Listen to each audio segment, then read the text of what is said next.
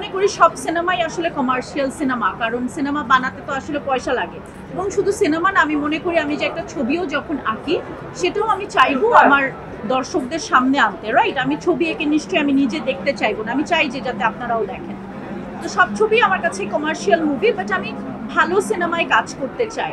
এবং আমার মনে হয় আমার প্রথম সিনেমা যেটা আপনারা দেখেছেন ভয়ঙ্কর সুন্দর, যেটা 17তে রিলিজ হয়েছে, এখন কিন্তু আমরা সেই দিকেই যাচ্ছি। এখন কিন্তু ওই ধরনের সিনেমাই সবাই করছে, রাইট? সো ভয়ঙ্কর সুন্দরেও কিন্তু পরমব্রত এবং আমার লিপে গান ছিল। সো আমার প্রথম সিনেমা কিন্তু কমার্শিয়াল মুভি ছিল। বাট আপনি এটা বলতে পারেন যে গতানুগতিক যে কমার্শিয়াল মুভি, যে শুধুমাত্র আমি আমার 2টা গান থাকবে আর রোমান্টিক 5টা সিন থাকবে, ওইটা আমি করব না। বিকজ আমি সমানে সমান চরিত্র চাই।